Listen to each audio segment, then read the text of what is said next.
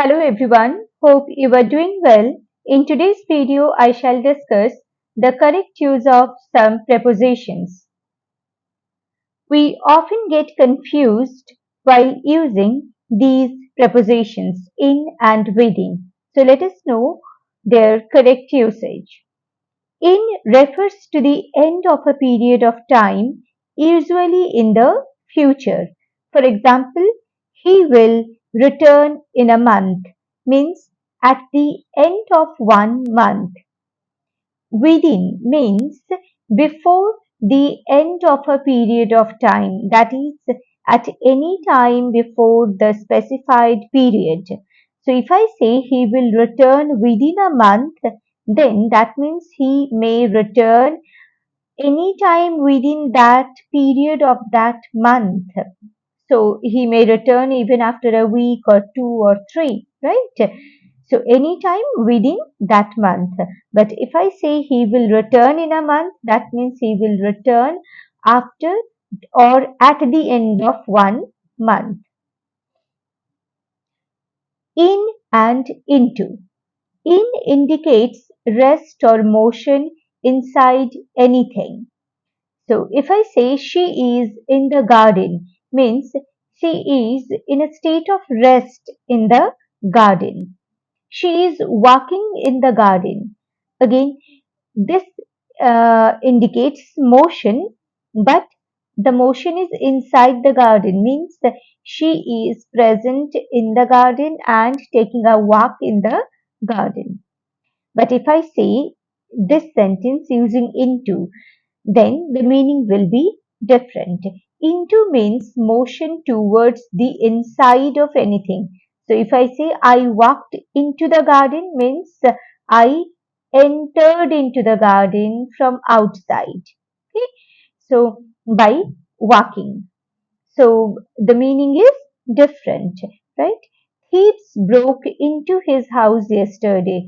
Again, this means that they came from outside and entered into the house, right?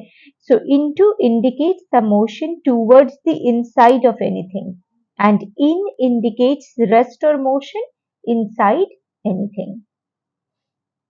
Okay. Now, on and upon.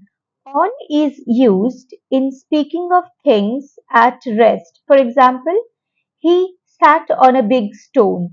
So the stone is in a state of rest, right? It is not moving. So here I should use on. Before the names of days and dates, we always use on, like on Monday, on 3rd March, etc.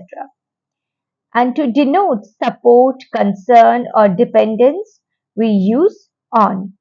He lives on his father's wealth, means he depends on his father's wealth or money.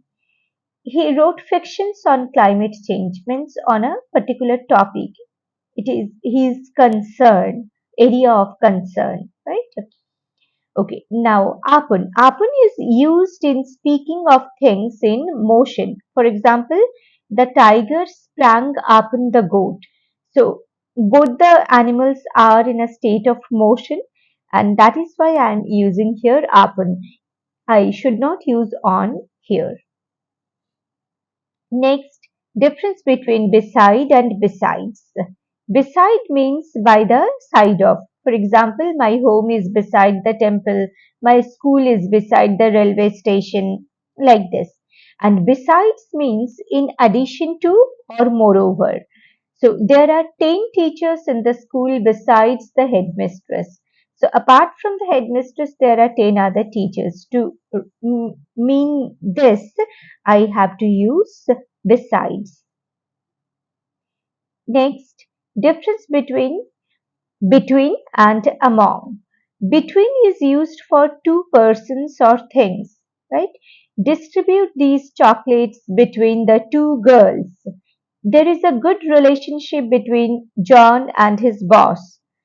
And among is used for more than two persons or things.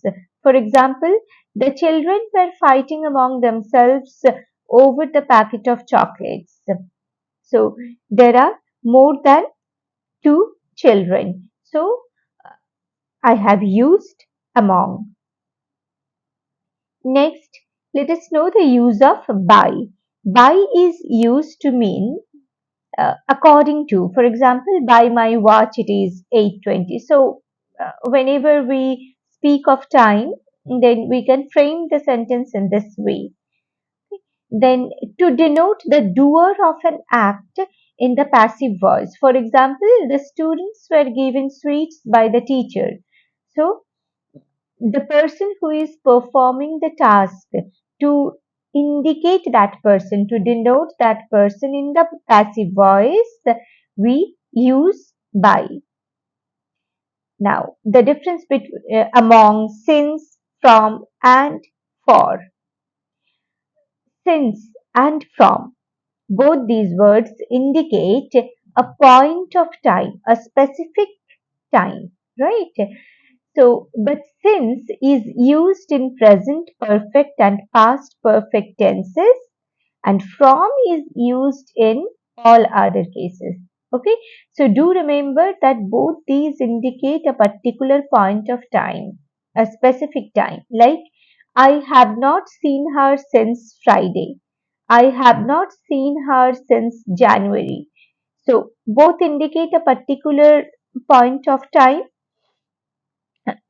and both the sentences are written in the present perfect tense.